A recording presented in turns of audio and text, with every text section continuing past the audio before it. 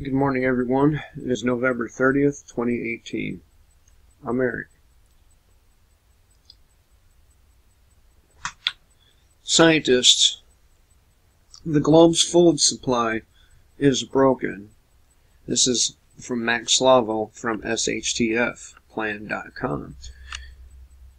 So the world science academics are saying that the global food supply is completely broken. And, of course, this is all about avoiding climate catastrophe, right? In order to avoid climate catastrophe, the global population should overhaul the farming system and eat less meat. Remember, I did a video about how they like us to be eating fucking bugs. That's what they mean by eat less meat. These vegans or vegetarians, whatever they're called, they always talk about how their way of doing things will save the planet, but fucking almonds take a lot more water than, say, a pig or chicken. Billions of people worldwide are either underfed or overweight. The current food system fails to properly nourish all these people, and that is currently driving the planet towards a climate catastrophe.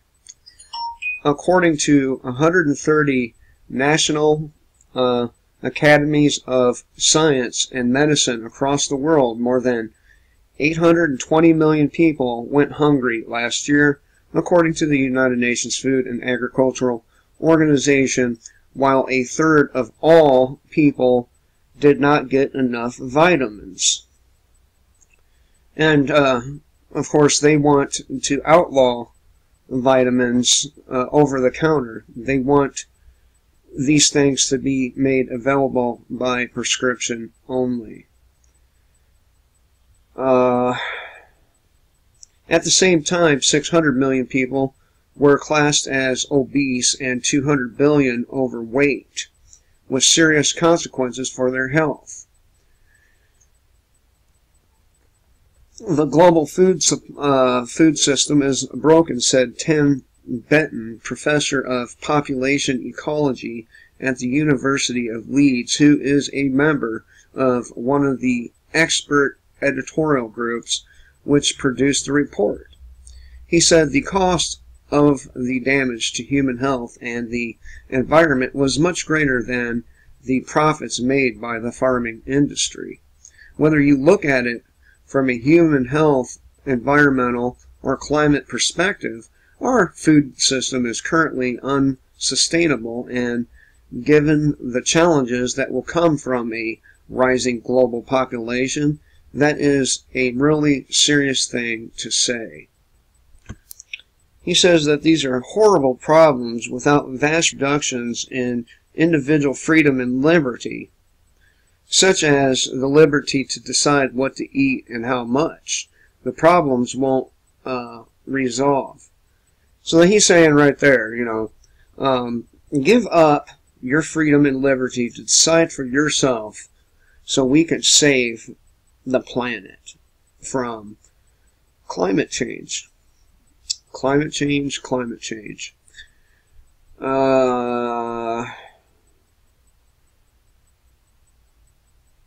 Yeah. Such as liberty to decide what you eat and how much. The problem won't resolve. Solutions are, of course, more totalitarian intervention to save people from ourselves. For example, another member of the IAP editorial group, Alfric O'Sullivan from the University College Dublin, said, "We need to ensure that policymakers inform consumers about the climate impacts of their food choices, provide incentives for consumers to change their diets, and reduce food loss and waste." Have you ever noticed that their solutions always seem to be worse than the problems themselves? It sounds like just like a lot of the prescription medications. You hear the commercials on TV or on the radio where they rattle off a long list of possible side effects. Well, there would be side effects to changing our diets. By cutting our meat, we're getting less protein. According to The Guardian, the global food system is responsible for 1/3 of all greenhouse gas emissions. Here we go again with that shit. Which is more than all emissions from transport, heating, lighting, and air conditioning combined. The global warming this is causing is now damaging food production through extreme weather events such as floods and droughts, said scientists involved with a new report.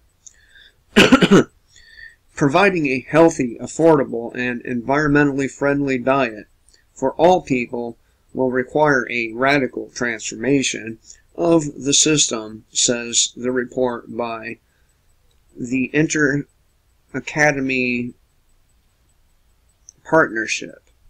Inter-Academy Partnership. This will depend on better farming methods, wealthy nations consuming less meat, and countries valuing food which is nutritious rather than cheap, or nutritious rather than cheap. So, you know, and of course I talked about our global food supply being damaged a couple of years ago due to drought, and now we have the early onset of winter to add to that. There will be food shortages in the very near future, I promise you.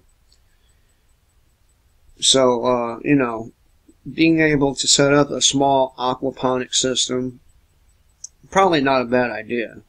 They're not hard to make. Just don't put them in a fucking greenhouse, for crying out loud, because they won't grow right. It gets too hot in the greenhouses to use an aquaponic system. I tried. So, anyway, I thought I'd share this with y'all. I hope y'all have a good day. Kill the state, live free.